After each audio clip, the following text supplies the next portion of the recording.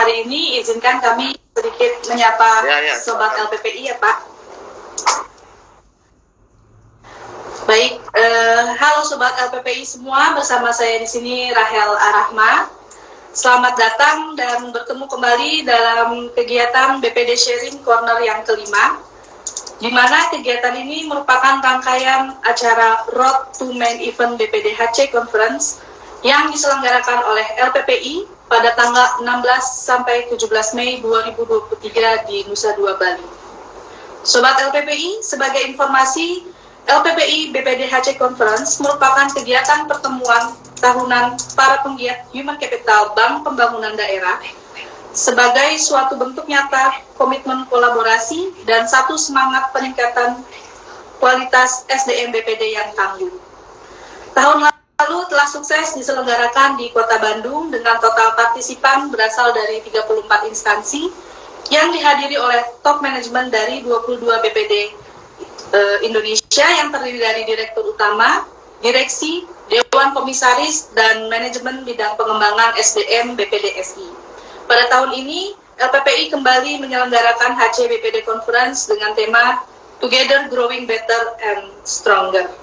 Adapun kegiatan Road to Main Event BPD HC Conference ini terdiri dari BPD Sharing Corner yang saat ini kita selenggarakan, kemudian Call for Paper, Bank Scene Competition, dan juga Inspiring Video Competition. Baik, Sobat LPPI, sebelum kita lanjut untuk diskusi di siang hari ini, terlebih dahulu secara singkat kami akan perkenalkan para narasumber yang telah hadir bersama kami. Di sini telah hadir Bapak Muhammad Usman. Selamat siang Bapak. Oh, sepertinya terputus ya.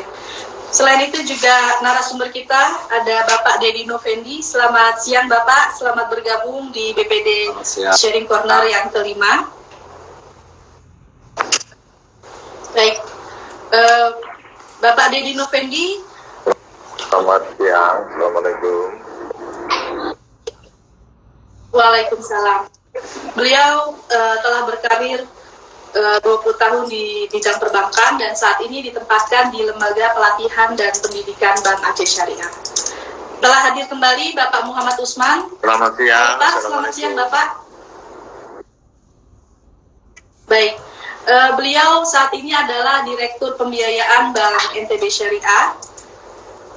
Beliau juga telah lama berkarir di bidang perbankan. Sebelumnya beliau berkarir di Bank BNI dan juga BNI Syariah. Baik Sobat LPPI, tema BPD Sharing Corner yang kelima kali ini mengenai mengelola ekosistem halal. Bagi Sobat LPPI, kami harapkan untuk tetap stay tune di BPD Sharing Corner karena akan ada 2 giveaway untuk 2 orang Sobat LPPI yang dapat menjawab pertanyaan. Tidak lupa juga kami sampaikan terima kasih kepada Bank DKI, BCA, BRI, Bank Jatim, Bank NTB Syariah, Bank BJB, dan Bank BPD Bali yang telah mensponsori kegiatan ini. Baik, mungkin kita akan mulai diskusi pada siang hari ini. Baik Bapak, seperti kita ketahui saat ini perkembangan ekonomi dan keuangan syariah tentu tidak terlepas adanya dari ekosistem halal. Saat ini pemerintah fokus untuk penguatan ekosistem halal value chain. Kalau sejauh ini seperti kita ketahui Bapak, bagaimana menurut pandangan Bapak dukungan pemerintah dalam meningkatkan positioning Indonesia sebagai pusat produsen produk halal? Karena meskipun dari sisi penduduk mayoritas muslim, namun dari sisi penetrasi ekspor global masih relatif kecil. Silakan Bapak. Siapa Mas Bu? Oke, baik. Terima kasih. Assalamualaikum warahmatullahi wabarakatuh. Waalaikumsalam. Bapak dan Ibu yang mengikuti acara ini, kami Bang Usman dari Bank NTB Syariah. Kalau saya melihat ini ya, sebenarnya pemerintah sangat serius gitu ya mendukung adanya peningkatan posisi Indonesia dalam industri atau pusat produsen halal gitu ya. Hanya memang dengan besarnya potensi gitu ya, besarnya penduduk Indonesia, besarnya industri di Indonesia, luasnya wilayah di Indonesia, memang seperti belum terlalu terasa menggigit gitu ya. Walaupun kita tahu bahwa memang pemerintah serius itu untuk meningkatkan positioning Indonesia dalam industri halal. Ya kita lihat kayak misalnya bank syariah saja dari sisi finance terkait dengan halal kita ini, finance itu kalau di share itu baru 6-7% gitu ya, masih jauh dari market kita yang sedemikian besar gitu ya. Itu dari sisi keuangan gitu ya, dari sisi keuangan pun masih sangat kecil. Tapi di balik itu sebenarnya tantangannya juga atau peluangnya juga besar. Artinya di luar yang market share bank syariah itu yang hanya sekitar 6-7% itu, sebenarnya di luar itu kan berarti challenging gitu ya. Ada market besar yang sangat potensial untuk dikembangkan. Saya lihat ini dari sisi keuangan ya, belum lagi nanti kalau dari sisi misalnya kuliner, fashion dan seterusnya juga kita sangat besar dengan penduduk yang besar, luas wilayah yang luas dengan berbagai macam budaya dan seterusnya. Kita juga punya potensi, tetapi itu tadi karena begitu besarnya potensi, sementara pemerintah itu kalau dibandingkan ya, dukungan pemerintah dibandingkan besarnya potensi sepertinya tidak kelihatan gitu ya. Jadi kalau saya melihat ya pemerintah sudah sangat bergerak, tetapi yang penting sebenarnya tidak hanya pemerintah menurut saya, seluruh pihak gitu ya, seluruh pihak atau pemerintah sebenarnya mendukung atau mendorong semua pihak yang mestinya menjadi pendorong pertumbuhan industri halal ini bergerak gitu. Karena kalau tanpa itu sungguh pekerjaan yang luar biasa berat gitu buat pemerintah untuk meningkatkan positioning industri halal. Begitu sementara Bu jawaban dari saya.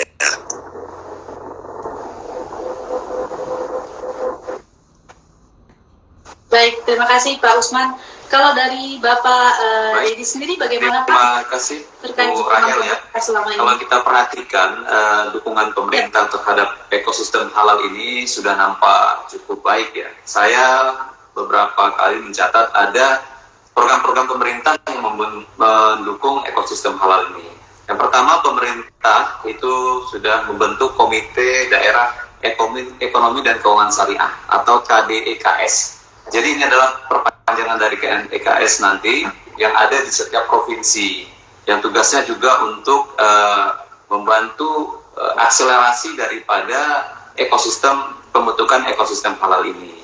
Dan kemudian juga kita lihat adanya penyempurnaan dari proses sertifikasi halal, di mana BPJPH, yaitu Badan Penyelenggara Jaminan Produk Halal itu bekerja sama dengan beberapa kementerian, BUMN, dan juga swasta, pemerintah juga, untuk mempermudah proses sertifikasi halal untuk UMKM, di mana biaya normal itu kalau tidak salah dulu ya, hitungan normalnya sekitar sertifikasi itu 3,5 juta, kemudian dipangkas menjadi 650.000. Tetapi kemudian untuk UMKM itu nilainya hanya Rp0 dengan sistem self-declare ya. Proses sertifikasi halal mandiri. Nah ini tentu sangat membantu UMKM untuk bisa memiliki sertifikasi halal yang sangat penting untuk membuat dia bisa berada di pasar dengan industri halal ya, di pasar industri halal dengan baik ya, bisa dipercaya oleh konsumen untuk dibeli. Nah tentunya kerjasama ini membuat ekosistem ini menjadi lebih hidup dan memperingan UMKM dalam membuat sertifikasi halalnya. Kemudian juga perlu diingat bahwa pemerintah sudah membentuk juga kawasan industri halal di beberapa tempat ya, seperti di Cikande Serang, yang modern Halal Valley, kemudian ada Safe and Love Halal di Sidoarjo, juga ada kawasan industri halal di Bintan. Nah ini kawasan industri ini menurut saya sangat bagus dan sangat bermanfaat ya, karena dia adalah kawasan yang dibangun dengan fasilitas untuk mengembangkan industri, dari mulai pembuatan produk, kemudian proses pengepakan, kemudian sampai marketingnya, itu semua ada dalam satu kawasan. Dan dia terkontrol sekali sehingga mutu dan pemenuhan daripada syarat-syarat kehalalannya ini sudah terjaga. Dan tentunya konsumen baik dalam negeri dan luar negeri sangat percaya ya, karena sudah berasal dari kawasan industri halal ini.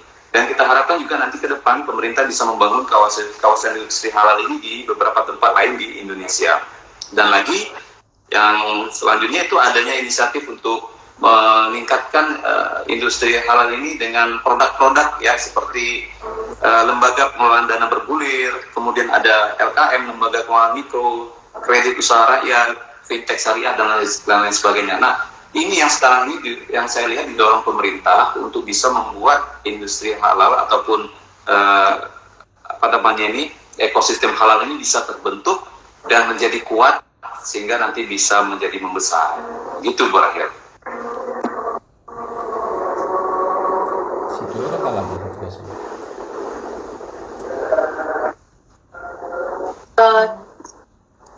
Dilihat lagi dalam mengelola ekosistem halal ini, apa tantangan terbesar yang dihadapi khususnya di daerah Pak? Tentu kan ada karakteristik yang berbeda di masing-masing daerah. Silakan Bapak Usman. Makasih Mbak.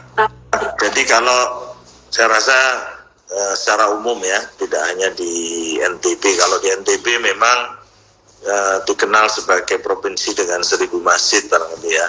Mungkin di Aceh juga seperti itu ya, kental dengan islaminya.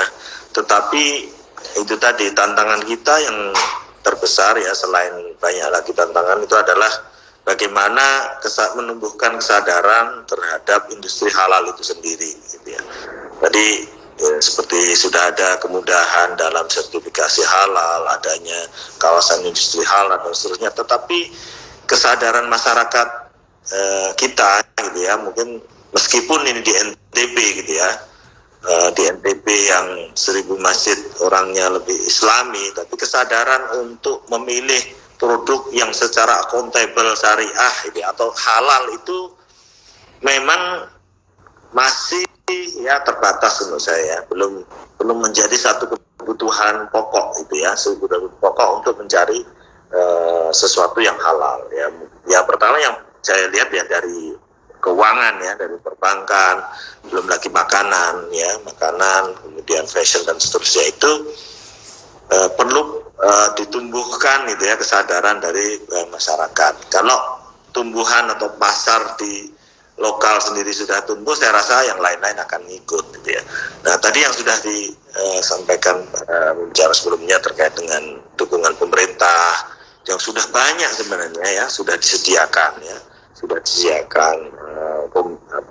lembaga halal, kemudian kawasan halal, bank syariah gitu ya, sertifikasi halal, itu akan sangat powerful kalau seandainya memang masyarakat juga sangat membutuhkan. Nah ini perlu sosialisasi, penumbuhan kesadaran dan seterusnya.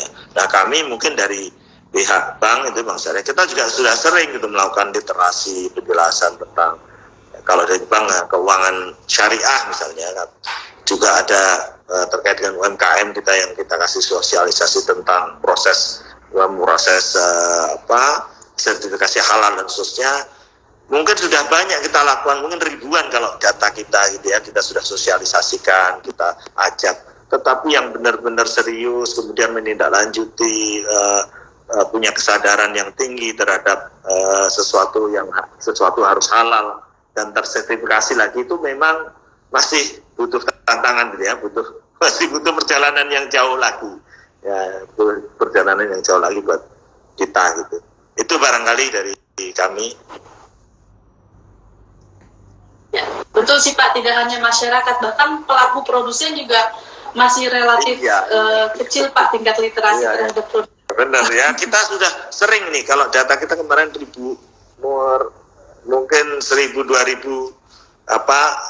UMKM termasuk masyarakat yang kita sosialisasikan itu ya, tetapi yang benar-benar kemudian mencari bank syariah, mencari sertifikasi halal, kalau makan harus halal itu ya memang belum kelihatan di masyarakat, itu masih sama-sama seperti sebelumnya gitulah gitu.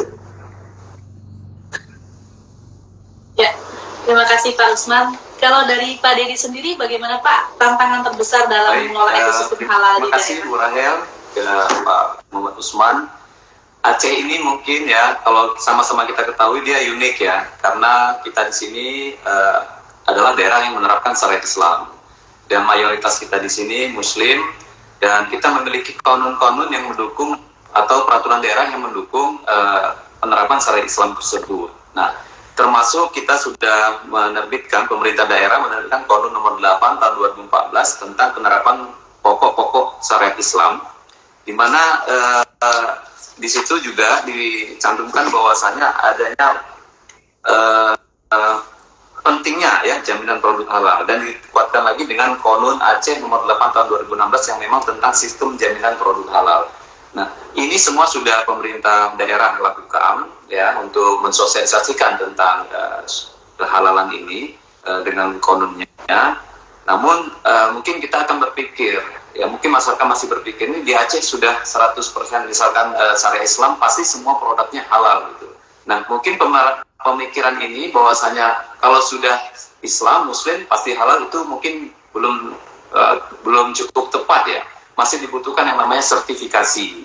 Nah, literasi ataupun sosialisasi kepada masyarakat yang memiliki usaha-usaha ini agar mau mendaftarkan atau melakukan proses sertifikasi terhadap produk-produknya perlu kita tingkatkan kembali. Karena terus terang saja mungkin masih belum banyak masyarakat yang memiliki sertifikasi ini. Misalkan ada warung gitu atau tempat makan, mungkin dia memang yang masaknya Muslim, yang melayaninya Muslim, tapi belum tersertifikasi. Padahal mungkin pendatang, pelancong yang datang dari luar itu biasanya datang ke tempat makan itu dia melihat sertifikasinya. Nah, kita di sini mungkin berkewajiban untuk mendorong masyarakat untuk lebih aware terhadap sertifikasi halal ini, di mana lagi fasilitas yang diberikan pemerintah seperti proses sertifikasi yang dipermudah, nol biaya, ini harusnya dimanfaatkan. Dan mungkin tidak cukup hanya di kita saja, tapi peranan semua stakeholder yang ada di daerah agar bisa mendorong ya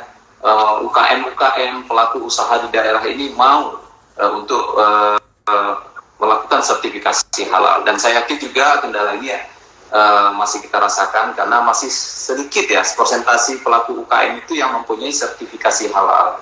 Mereka mungkin masih bingung caranya misalkan atau kemana harus mendaftarkannya. Mungkin di sini perlu juga dibentuk suatu badan untuk pendampingan terhadap pelaku UKM ini agar bisa mudah mengakses proses sertifikasi halal produknya. Jadi tantangannya mungkin Bu Rahel ya, proses literasi ini yang harus tetap kita galakkan, dan kemudian adanya pendampingan dari lembaga-lembaga baik swasta maupun pemerintah untuk bisa membuat masyarakat ini mudah ya untuk mendaftarkan produk-produknya menjadi sertifikasi halal gitu Bu.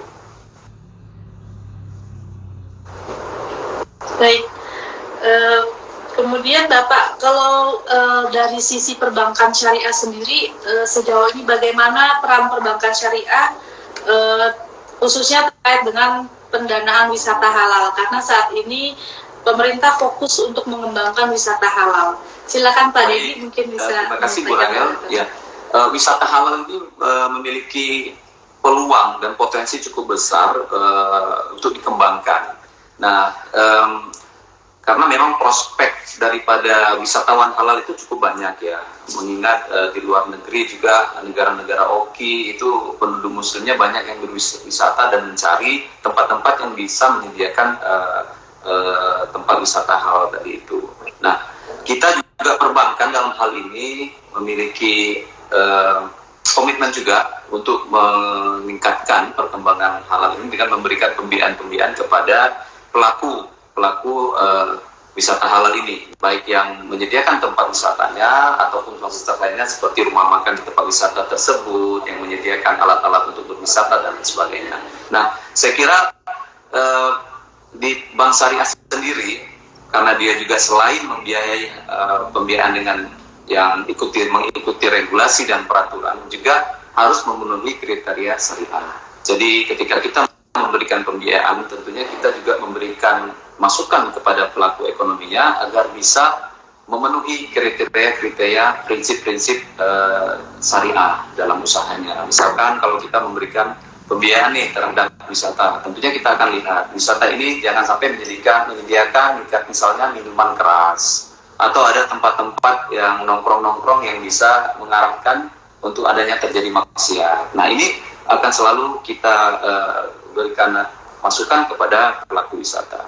Nah, selama mereka bisa memenuhi ketentuan tersebut, kita Bank Syariah tentunya akan dengan senang hati memberikan pembiayaan, karena juga pembiayaan untuk wisata ini saya lihat juga masih memiliki potensi yang sangat besar untuk dibiayai. Jadi asalkan kita bisa memenuhi prinsip-prinsip syariah itu dan si pelaku usahanya juga tetap komitmen dan teguh memegang prinsip syariah itu, kita akan dengan senang hati memberikan pembiayaan kepada mereka. Demikian. Berarti selama ini Bang Aceh sendiri sudah ada arah ke sana ya Pak untuk pendanaan halal. Wisata halal. Baik. Kalau dari Bapak Usman sendiri Pak terkait pendanaan wisata halal, lagi di Lombok ya Pak ya, terkenal juga ini untuk ekosistem halalnya, terutama terkait wisata halal. Baik. Kalau di Lombok memang masyarakatnya memang masyarakat Muslim ya, sama juga seperti Aceh gitu ya. Memang kalau kita bicara wisata halal, misalnya harus ada di situ masjid, makanannya halal. Itu tadi yang menjadi tantangan itu adalah sertifikasinya gitu ya. Balik lagi itu sertifikasi. Kalau peran bank, namanya bank syariah pasti gitu ya, mau tidak mau pasti akan hanya bisa mendanai yang halal gitu kan, tidak akan mungkin masuk ke yang non halal. Jadi sudah pasti. Dan sebenarnya nggak cuma pendanaan dari sisi kredit ya, atau dari sisi pembiayaan, kita banyak juga membantu daerah-daerah wisata itu dengan transaksi, misalnya menyediakan kris gitu ya, kemudian edisi mobile banking, itu kan juga memudahkan gitu ya, tempat-tempat wisata itu melakukan transaksi. Nah, ini di syariah juga ada gitu ya, di bank-bank syariah juga ada ya, saya rasa di Aceh juga pasti seperti itu ya, tidak ada. Tapi kebalik lagi sebenarnya, kesadaran untuk mencari bahwa tempat saya harus bersertifikat halal atau kemudian transaksi saya harus halal, itu yang perlu memang sama-sama kita dorong untuk terus bertambah gitu ya, harus terus bertambah. Seperti ya, ini artinya kan isunya sebenarnya tidak sekedar syariah atau enggak syariah, tetapi juga kalau kita misalnya ngasih pembiayaan itu juga memang layak untuk biayai, baru kita masuk ke syariah atau enggak gitu ya. Kalau dengan bank syariah pasti kita akan menuntut untuk sesuai syariah, dan itu insya Allah ya halal. Tapi balik lagi, kesadaran untuk hanya mencari yang halal itu yang sangat perlu untuk ditumbuhkan gitu. Terima kasih. Baik Pak. Kemudian terkait dengan bisnis BPD sendiri ya Pak, kalau kita ketahui memang customer base BPD ini kan adalah sebagian besar ASN.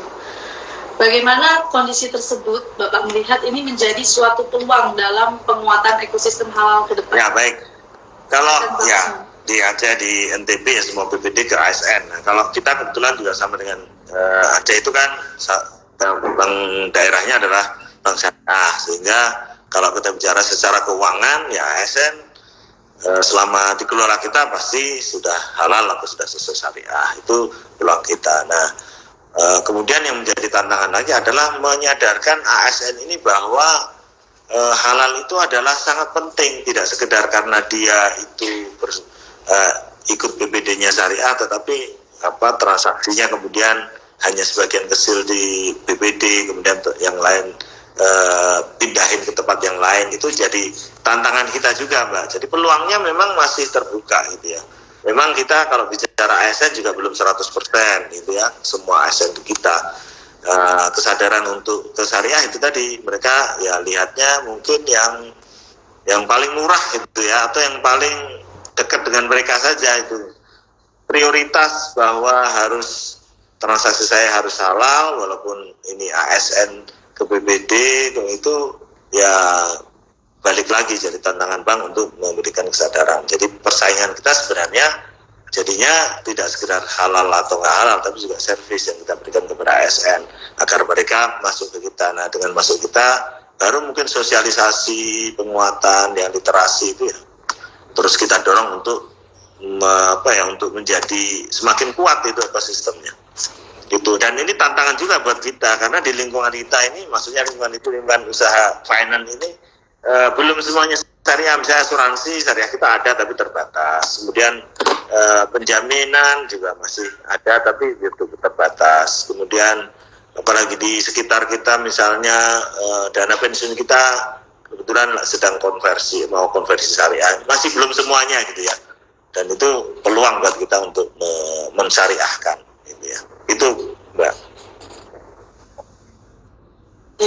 Kalau selama ini Pak, apakah sudah ada program-program khusus yang dibuat oleh Bank NTB Syariah kepada Pemda maupun ASN terkait ekosistem? Iya. Kalau ASN untuk pembiayaan kredit ya tentu program itu banyak gitu ya. Program kita berikan tentu dengan harapan bahwa mereka kita masuk ke industri halal gitu kan.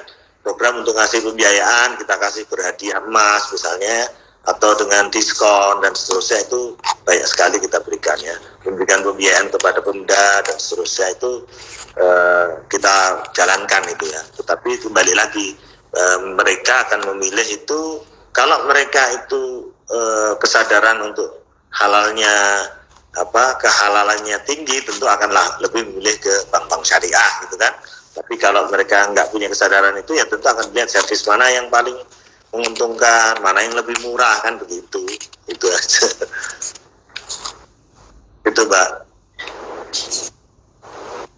Baik. Untuk Pak Dedi sendiri bagaimana Pak melihat tadi Pak customer base yang sebagian besar adalah ASN ini menjadi suatu peluang untuk penguatan ekosistem halal di Bank Syariah? Iya, memang kalau bank daerah BPD ini di seluruh Indonesia karena dia ini kan pemegang kas daerah dan juga pembayar gaji seluruh ASN yang ada di pemerintah daerahnya. Nah tentunya karena gaji ASN ini berada di bank daerah, pegawai negeri atau ASN ini akan lebih nyaman kalau dia ngambilnya di Bank Aceh atau di bank daerah atau di BPD gitu. Sehingga hal ini tidak bisa terhindarkan. Jadi kalau bank daerah itu menyalurkan pembiayaan ke ASN itu adalah suatu hal yang natural ya, karena memang dana ataupun gaji PNS-nya itu di kita. Kan tidak mungkin kalau memang dananya di kita terus mereka minta pembiayaan konsumtif, kita tolak, jangan konsumtif, kami produktif, kan tidak mungkin. Tetap kita layani mereka, tetap kita ayomi, tetap nanti pembiayaannya kita berikan dengan produk-produk yang sesuai akad syariah. Namun di lain sisi tentunya kita juga tetap menyalurkan pembiayaan produktif ini ke usaha-usaha yang berjalan. Nah, dan juga Bu Rahel jangan lupa ya, bahwasanya ASN itu tidak 100% itu ngambil pembiayaannya itu untuk konsumtif. Bisa jadi dia ambil pembiayaan tapi untuk buka warung. Bisa jadi dia ambil pembiayaan tapi untuk buka usaha, pulsa dan lain sebagainya. Nah, ini yang mungkin yang belum bisa kita pilih-pilih ya. Kalau saatnya seolah kalau ASN itu harus selalu konsumtif gitu. Tapi pada pelaksanaannya kita lihat di lapangan, ASN ini sebenarnya banyak juga yang mengambil pembiayaan tetapi digunakannya untuk produktif agar menambah pemasukannya.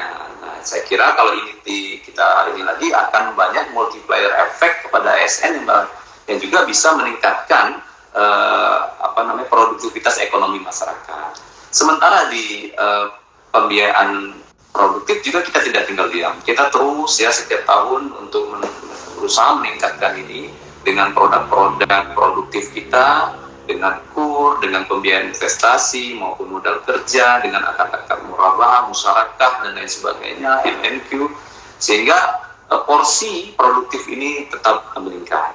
Jadi saya kira sekarang pembiayaan ASN itu konsumtif itu memang sudah di kita. Tinggal lagi bagaimana kita berusaha agar pembiayaan produktif ini bisa memiliki porsi yang lebih besar dan bisa memberikan efek lebih banyak kepada pengembangan ekonomi masyarakat. Termasuk ASN tadi juga yang kita berikan perlu juga dilihat bahwasanya mereka juga menggunakannya untuk produktif. Mungkin demikian.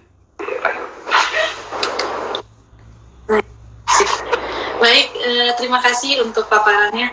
Mungkin kita jeda sebentar ya Pak, karena ini kita ada giveaway bagi Sobat LPPI yang sudah menyimak dari awal diskusi ini kita buka. Baik Sobat LPPI, ada pertanyaan terkait dengan materi kita di siang hari ini. Mungkin bisa saya bacakan langsung. Dari yang sudah dipaparkan oleh para narasumber kita, apa tantangan terbesar dalam mengelola ekosistem halal? Silakan Sobat LPPI bisa.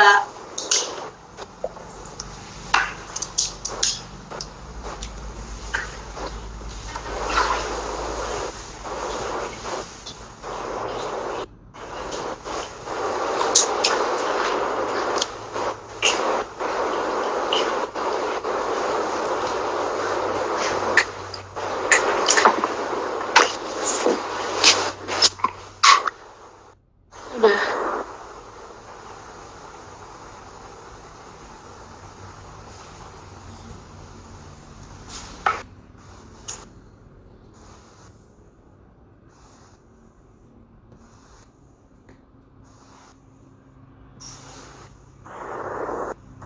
Baik, Bapak, mungkin kita bisa lanjut.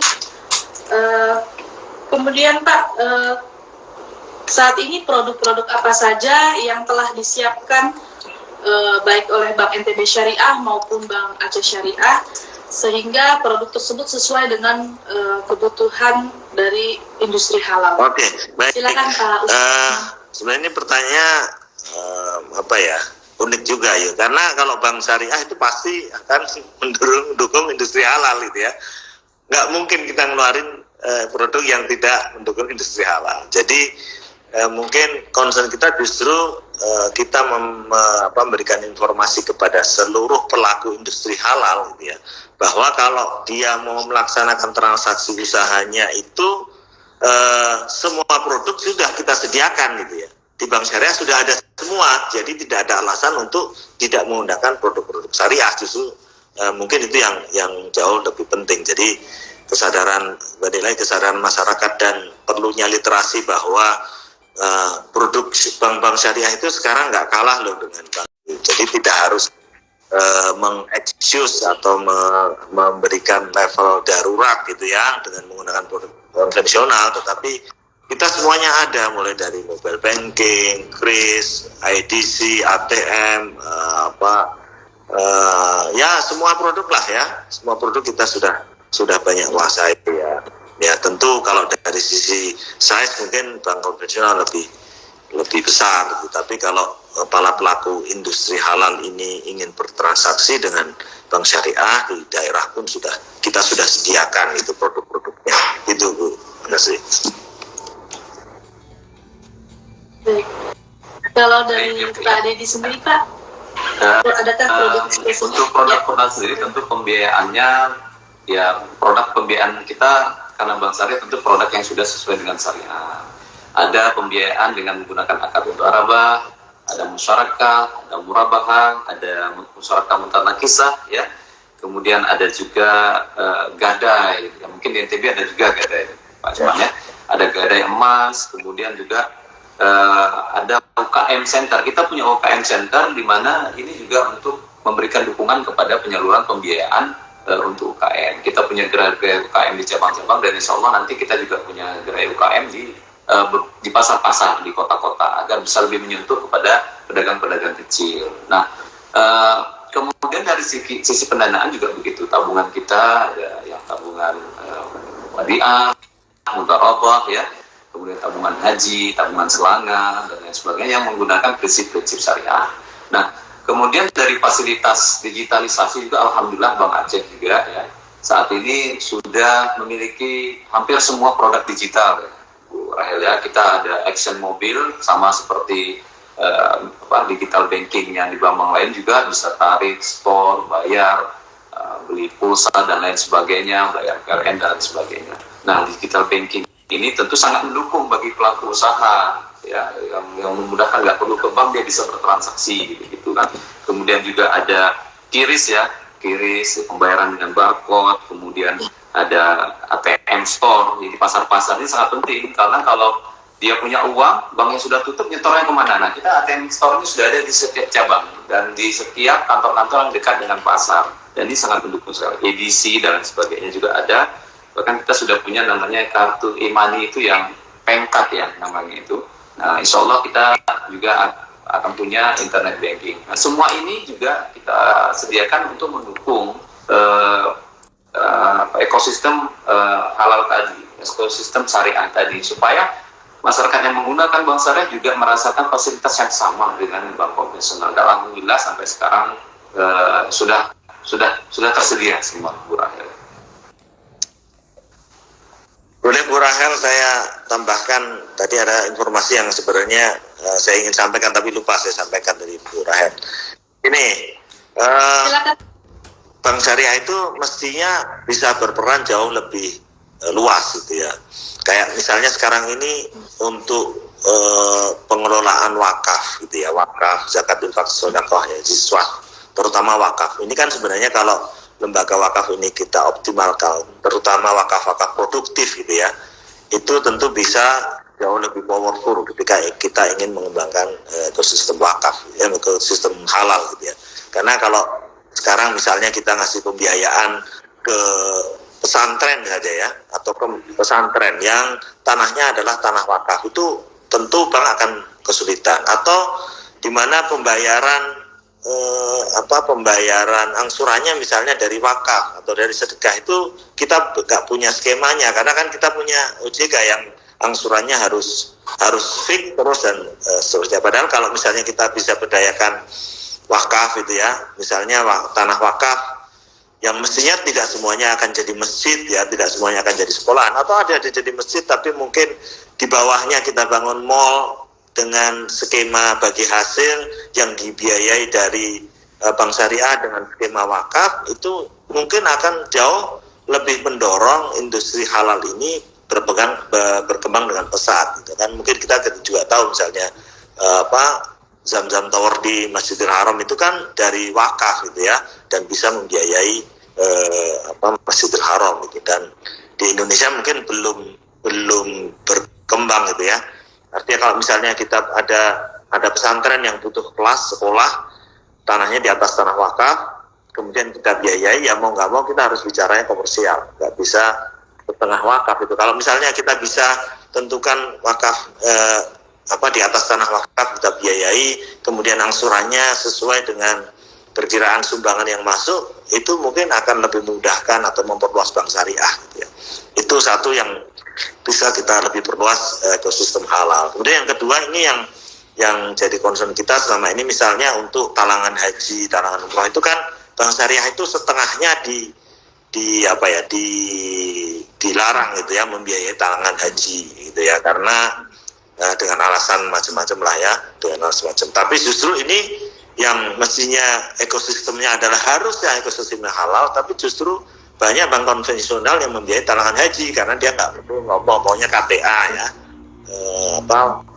pembiayaan KTA itu pun dia nggak bisa pakai untuk bayar talangan haji. Sementara kita bank syariah dalam tanda petik ya tidak boleh itu membiayai talangan haji. Nah ini kan juga paradoks gitu ya, di tengah-tengah kita ingin memperluas ekosistem halal, tapi orang talangan haji itu beberapa menggunakan bank konvensional, justru karena di sana ke Departemen Agama tidak bisa melarang itu kan, tidak bisa memberikan sanksi. Kalau bank syariah kalau memberikan talangan kan bisa dicabut itu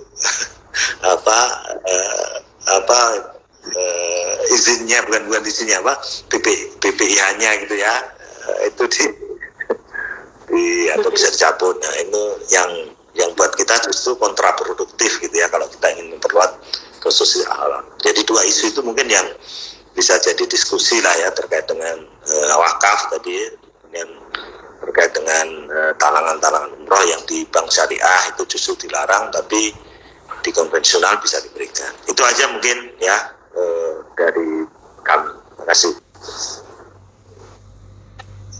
Iya baik Pak. Kalau di negara lain sendiri itu seperti apa Pak terkait tadi wakaf dan juga talangan haji?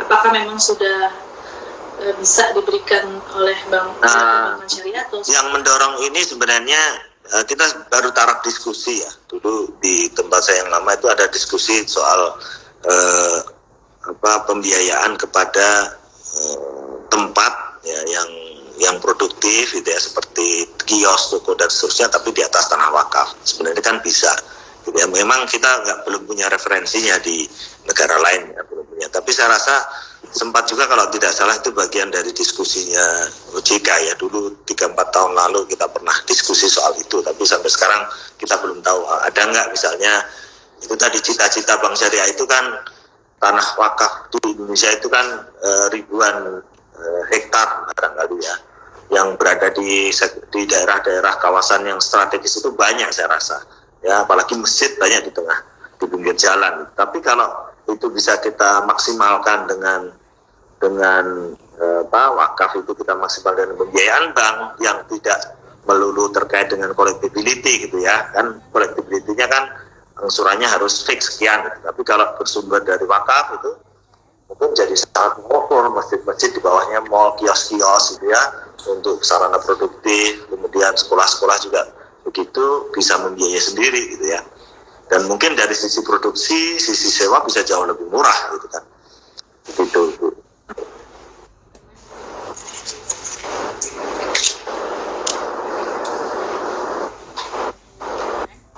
Oh ya, oke. Ya, kurang lebih begitu. Kalau kita punya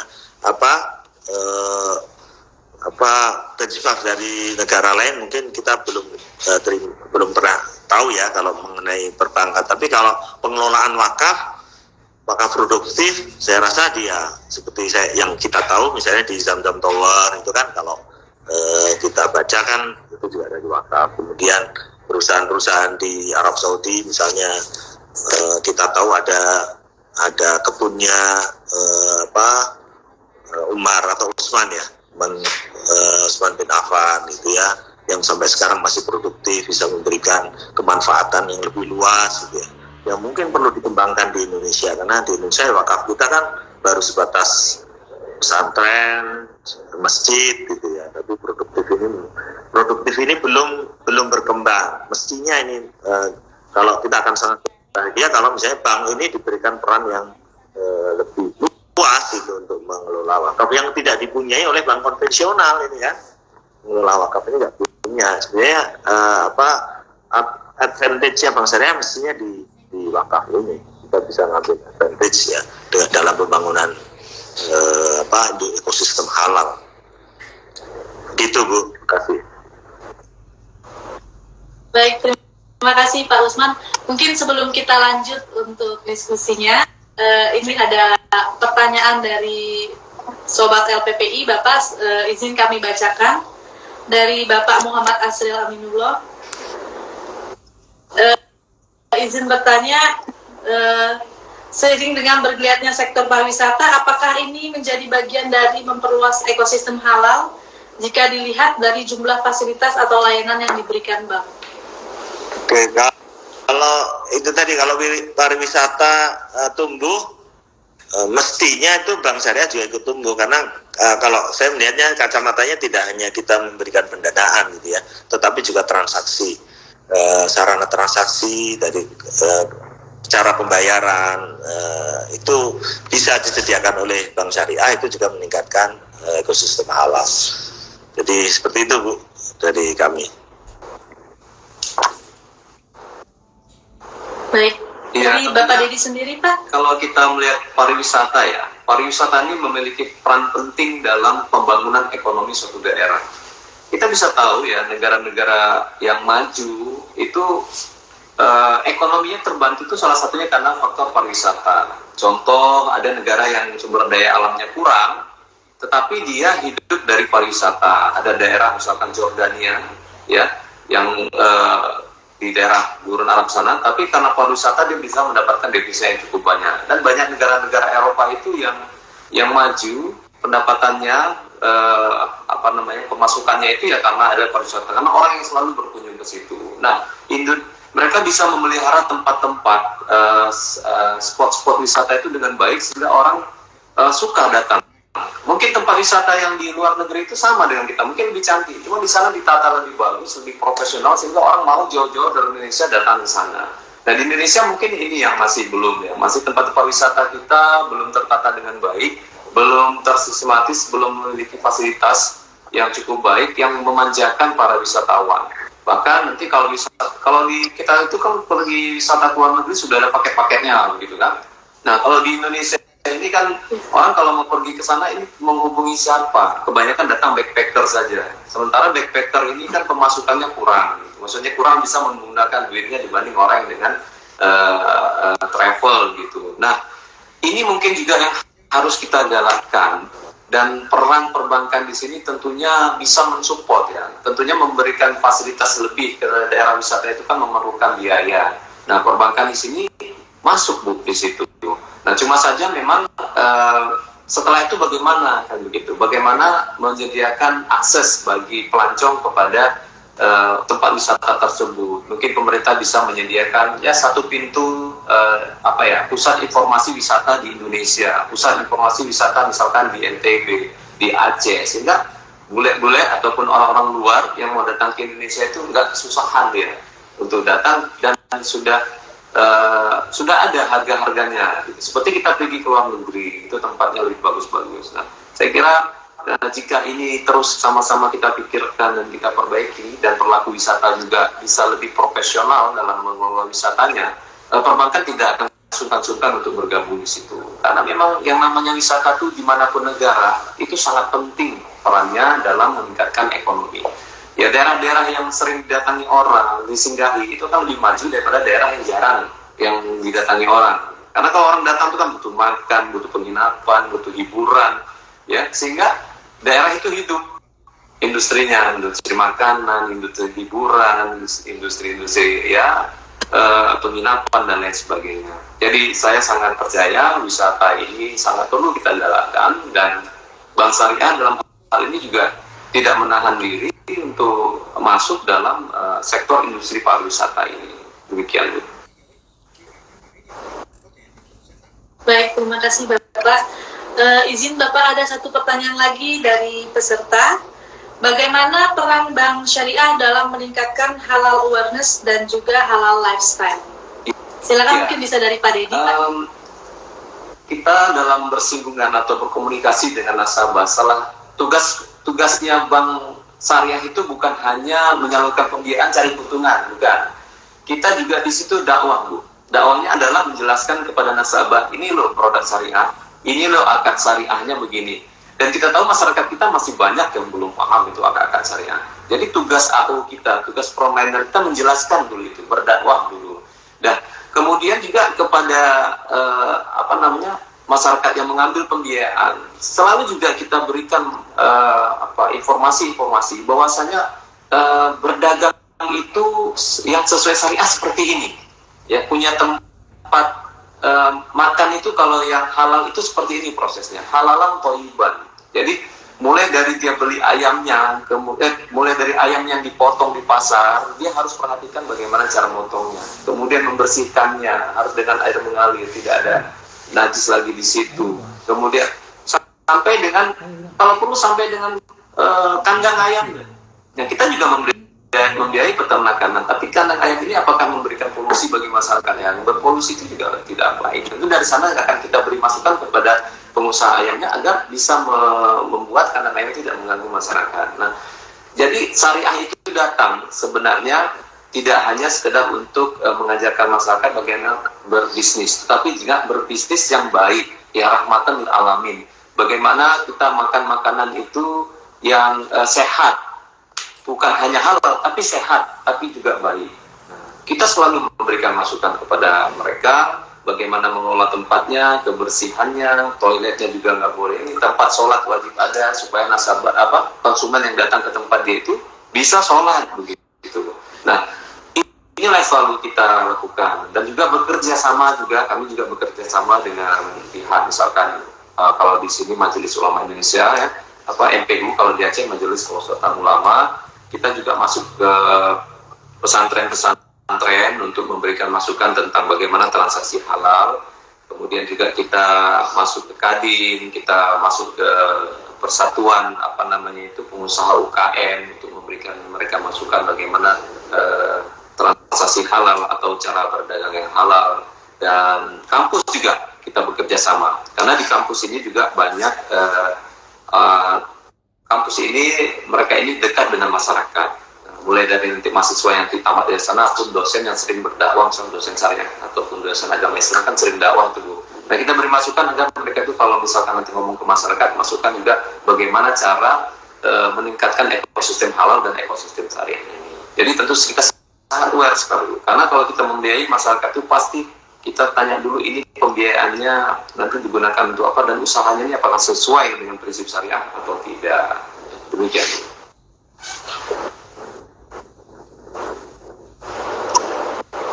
Baik, kalau dari ya kurang lebih sama lah gitu ya. Intinya kita itu Bank Syariah itu juga punya tugas tambahan untuk memberikan penjelasan pada nasabah. Itu ya bagian dari marketing kita. Kalau mereka masyarakat nggak tahu juga, kita juga masyarakatnya juga susah kan. Kalau mereka sudah sadar, lebih gampang kita masarkan gitu. Baik, baik Pak, mungkin kita bisa lanjut dulu sebelum nanti kita bacakan lagi pertanyaan dari Sobat LPPI. Kalau dilihat dari komponen ekosistem halal ini sendiri, UMKM memegang peranan penting. Namun tadi Pak, kalau kita lihat porsi UMKM yang mendapatkan sertifikasi halal ini hanya 1%, dan UMKM yang dapat mengakses pasar ekspor ini baru 14,37%. Nah, sebenarnya melihat kondisi tersebut dari Bapak, ini kendala utamanya apa Pak? Tadi seperti di sertifikat halal, kemudian dalam mengakses pasar ekspor sendiri. Silakan mungkin, Pak Usman. Gimana ya? Karena dari sisi agama sendiri kan sebenarnya yang sedikit itu kan yang haram gitu ya.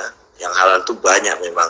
Jadi memang agak susah kalau kita mau yang halal itu semua tersertifikat. Ini tantangan yang sangat besar. Kalau seandainya ada sertifikasi non halal itu mungkin lebih gampang gitu ya.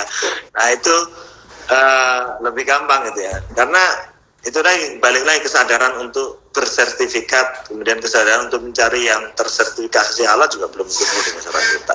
Nah mungkin kalaupun ada cara gitu ya untuk meningkatkan sertifikasi halal ya mungkin pihak atau lembaga yang menerbitkan sertifikasi itu mengubah strateginya, tidak menunggu pengajuan gitu ya. Tapi justru mungkin bisa pakai, justru mereka yang mendatangi gitu ya, mendatangi ini produknya halal enggak, kalau memang halal terbitin halal, jadi tidak menunggu pengajuan. Mungkin itu bisa jadi jadi alternatif gitu ya untuk meningkatkan itu. Karena kalau kita nunggu seperti sekarang ya, kita sudah tidak kurang-kurang memberikan sosialisasi sertifikasi halal gitu. Kita sering ngadain itu ya, kerjasama dengan Badan Sertifikasi Halal itu kita sosialisasi ke UMKM ke ini, tapi yang kemudian lanjut mengurus sertifikasi halal mungkin kurang dari 10% gitu ya, dari 1.000 mungkin cuma 100 yang benar-benar lanjut itu mengurus. Yang lainnya ya udah selama ini aja produk saya halal kok gitu ya, dan masyarakat nggak mempertanyakan saya punya sertifikat atau enggak gitu kan. Jadi ya fine-fine aja gitu kan buat mereka. Kan lebih bagus kalau lembaganya yang justru langsung datangin satu-satu, oh produknya halal langsung tembas halal gitu, mungkin lebih gampang. Atau tadi memang kita cari kalau memang nggak halal ya ini terus ini non halal gitu kan lebih gampang, karena kan aslinya muamalah itu kan, aslinya makanan itu kan halal, aslinya transaksi kan halal kecuali ada yang mengharamkannya gitu kan. Atau makanan itu kan banyak yang halal gitu dibandingkan yang haram. Itu tadi beberapa alternatif lah dari ide dari saya terkait dengan kalau kita mau meningkatkan itu ya harus aktif gitu, aktif tidak sekedar sosialisasi tapi juga langsung terjun, tidak nunggu pengajuan gitu ya. Kalau kita nunggu pengajuan ya memang sangat berat. Itu mungkin dari saya Bu, terima kasih. Baik, terima kasih Pak. Kalau dari Pak Dedi sendiri Pak, tadi kan juga sempat disampaikan ya Pak terkait dengan sertifikasi halal. Kalau dilihat dari prosesnya sendiri seperti apa, atau persyaratannya Pak mungkin sehingga hanya sedikit UMKM yang memperoleh sertifikat halal ini? Baik Bu Rahel, tapi sebelum masuk ke situ ya, saya mau komentari dulu ya. Memang UKM yang baru memiliki sertifikasi halal 1% dan baru bisa masuk ke global 14% itu saya kira sangat kecil ya, sangat minim ya. Kita tahu pasar halal global itu sangat besar. Kenapa besar? Karena memang penduduk muslim di dunia itu kan 1,8 miliar. Dan ini akan bertambah. Mungkin di tahun 2024 nanti sudah mencapai 2 miliar gitu. Nah, potensi besar ini harusnya kita ambil. Ya, sementara kita masih belum bisa mengakses ya, masih hanya 14% yang mengakses itu. Di dunia sekarang ini aja umat muslim menghabiskan produk-produk halal itu 2,2 triliun US dollar setahun. Indonesia berapa persen cuma bisa ngambil situ untuk bisa memenuhinya, kan begitu. Nah, sekarang banyak negara-negara lain yang justru muslimnya nggak banyak itu udah masuk ke dalam halal ini. Ya, kita tahu Thailand tuh udah mendeklarasikan dirinya menjadi produsen makanan halal. Korea Selatan situ udah menjadi produsen ataupun eksportir daripada kosmetik halal. Sekarang Amerika, ya, kemudian ada beberapa negara lain, Eropa dan Amerika Latin sekarang berlomba-lomba untuk mendapatkan sertifikasi halal ini. Kenapa? Karena mereka melihat memang peluang pasar ekonomi dan industri halal ini sangat besar. Sehingga kita seharusnya umat Islam di Indonesia, di mana jumlah umat Islam kita sudah 200 juta lebih dan memiliki produk yang sangat beragam, justru harusnya bisa memenuhi daripada permintaan industri pasar halal ini di luar negeri.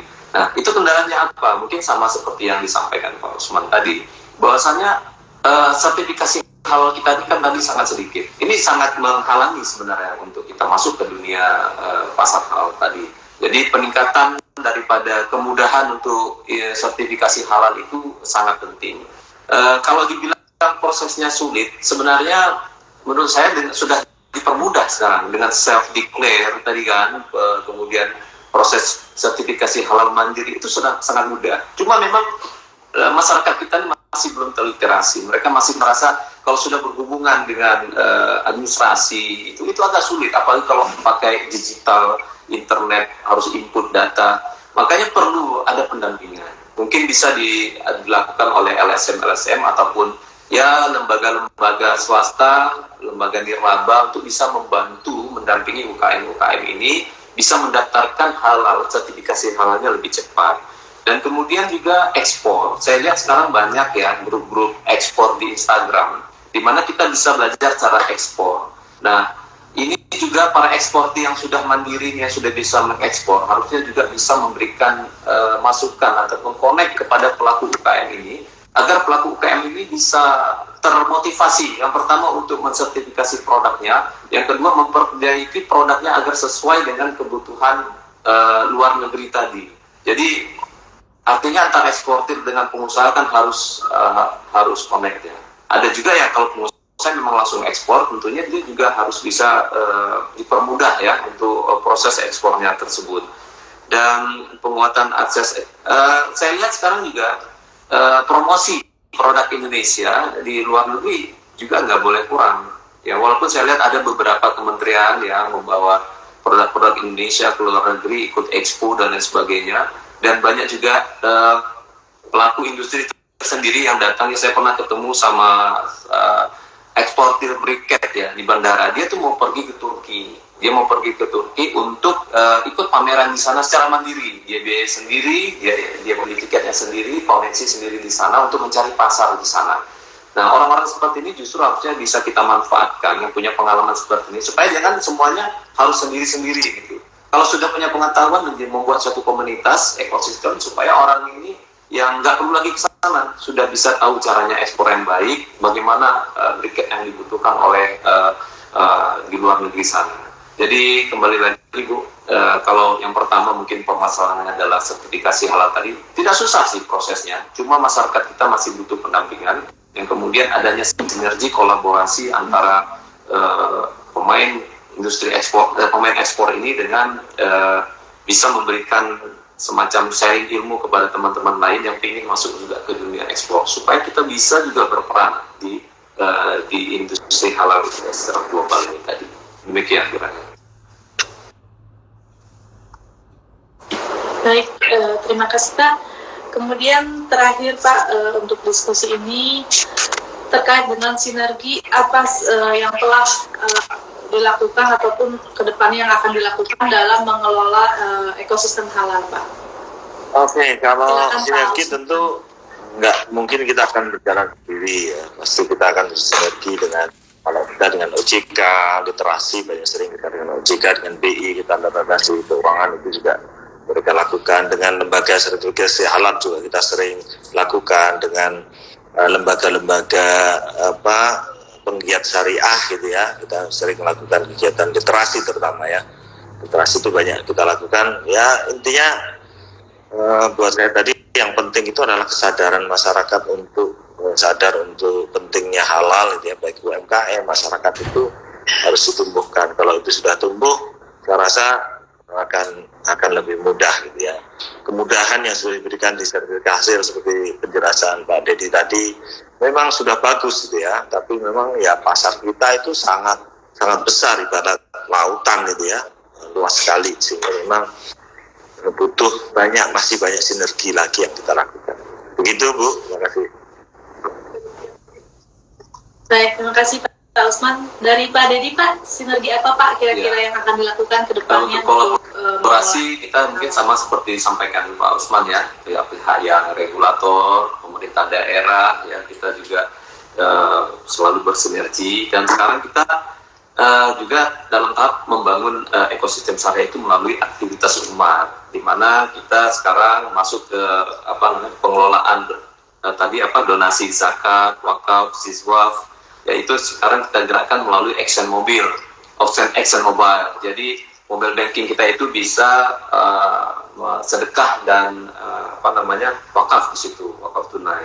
Nah, kemudian kita juga berkolaborasi dengan sekolah-sekolah Islam, pesantren ataupun boarding school ataupun sekolah Islam untuk bisa berkolaborasi ya dengan produk-produk syariah. Kita punya tabungan simpel ya, kemudian juga melakukan edukasi kepada mereka, dan kemudian antara umroh dan haji dengan travel kita bekerja sama berkolaborasi agar bisa mempermudah keberangkatan, misalkan fasilitas pembiayaan ataupun pendanaan ataupun mobil ya yang bisa mempermudah untuk pelaksanaan ibadah haji tersebut lah. Kemudian dengan masjid juga kita berkolaborasi untuk pengelolaan dana masjid dan mendukung kegiatan-kegiatan masjid. Ini semua kita dukung dengan termasuk dengan layanan digital kita, kemudian dengan kemudahan transaksi payment, dan dalam fasilitas ASN mobil kita nanti juga kita taruh di situ bisa ada Al-Qur'annya misalkan, atau ada penunjuk waktu sholat, sehingga ini mendukung ekosistem halal ke depan, dan mudah-mudahan membangkitkan kesadaran masyarakat pentingnya untuk kehalalan ini ya, baik itu pelaku UKM maupun masyarakat secara umumnya. Mudah-mudahan ke depan ekosistem halal ini lebih maju dan berkembang di seluruh Indonesia, apalagi kita ini adalah negara dengan muslim terbanyak di dunia. Demikian. Baik, terima kasih Pak Dedi. Mungkin sebelum ini Pak, di sini ada pertanyaan dari peserta, izinkan satu kami sampaikan Pak. Bagaimana kaitannya pengelolaan ekosistem halal dengan kesiapan digitalisasi yang erat kaitannya dengan pelayanan teknologi yang mumpuni Pak? Oke. Silakan Pak. Menurut saya digitalisasi ini penting ya, karena kita kan intinya sebagai lembaga keuangan itu kan menyediakan sarana industri lain atau sektor lain itu untuk secara penuh menjalankan ekosistem halal. Nah, tentu untuk mempercepat ini tidak mau memang digitalisasi ini menjadi kunci, sehingga lembaga syariah ini seperti bank itu mau nggak mau ya harus ikut meningkatkan digitalisasi. Ya, kita juga ya saya rasa di Bank Aceh juga ya mobile banking, kris, kemudian yang lain-lain ya semuanya sudah kita sediakan gitu ya, dan yang benar itu yang penting untuk kita membantu, dan ini lebih memperluas gitu ya, memperluas cakupan kita, layanan kita untuk mendukung ekosistem halal. Saya rasa begitu, Bu. Baik, terima kasih Pak Usman. Pak Dedi, digital ini, layanan digital ini kita membagi kepada 3 kelompok besar ya. Layanan digital untuk melayani sosial, spiritual, dan finansial. Jadi kalau finansial ini tentunya untuk transaksi, payment, pembayaran ya, dan lain sebagainya. Itu kita layani dengan digital banking kita atau ExxonMobil. Nah, untuk sosial juga kita layani yang mau sedekah ataupun mau zakat atau mau bantu, misalkan nanti ada kejadian-kejadian bencana alam di suatu tempat lain atau di Turki kemarin, kita menyediakan rekeningnya dan kita menyediakan transferannya. Dan ketiga spiritual tadi ya, ada prayer time, kemudian Al-Quran, kemudian penunjuk kiblat. Saya kira ini akan terus kita kembangkan agar 3 sisi finansial, sosial, dan spiritual di masyarakat ini bisa kita dukung dan kita rangkul sehingga menjadi suatu layanan yang memenuhi semua kebutuhan masyarakat, terutama dalam ekosistem syariah dan ekosistem halal ini.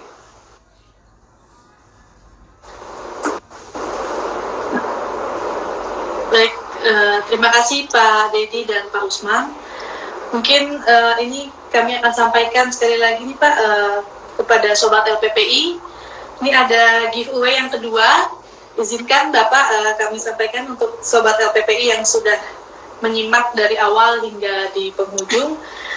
Untuk pertanyaannya, narasumber kita pada siang hari ini berasal dari bank mana saja? Silakan Sobat LPPI bisa langsung menjawab. Nanti kita akan bacakan pemenangnya di akhir.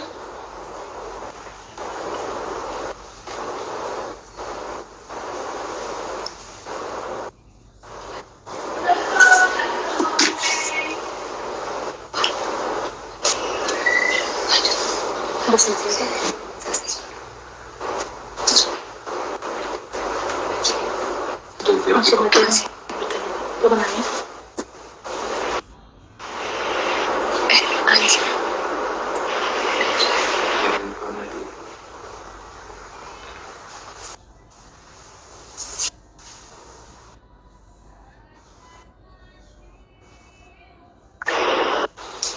Banyak yang jawab itu, Bu.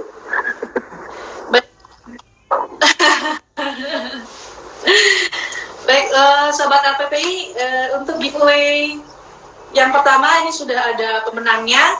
Kami akan bacakan pemenangnya, yaitu Mbak Stevi Herdiana.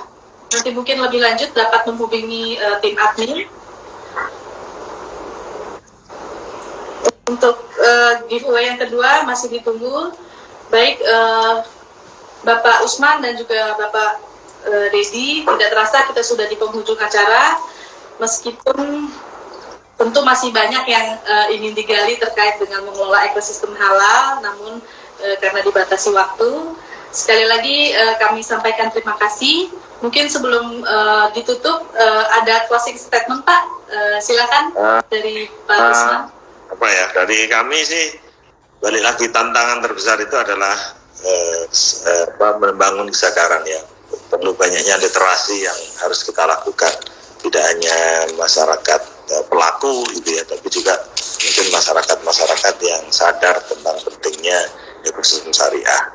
Tidak hanya bank, tapi juga mungkin LSM, universitas, dan seterusnya. Dan kita butuh dukungan itu, karena Indonesia ini sangat luas, sangat besar itu, sehingga kekuatan kalau itu disinergikan bersama-sama akan memberikan hasil yang jauh lebih baik. Itu Bu, terima kasih. Baik, terima kasih Pak Usman. Silakan Pak Dedi untuk closing statement-nya. Kalau saya penekanannya adalah pada kolaborasi. Dengan kolaborasi kita, dengan kebersamaan kita akan bisa melakukan hal-hal yang lebih besar. Kolaborasi kita misalkan antara dinas atau kementerian, kemudian dengan MPU atau MUI, Kadin, pengusaha, pelaku UKM, ini harus saling connect ya, nggak boleh putus. Termasuk dengan kampus, perbankan, dan lain sebagainya. kita saat ini harus sering bersilaturahmi, harus sering sepaham agar bisa nyambung. Ini maunya kemana? Bagaimana kita menyambut? Pemerintah pun kalau sudah melakukan program-program yang bagus, menetapkan program-program yang baik, kalau kita di bawahnya tidak menyambut dengan baik, tentu ini tidak akan berefek yang baik, berefek besar. Nah, kita perlu kolaborasi.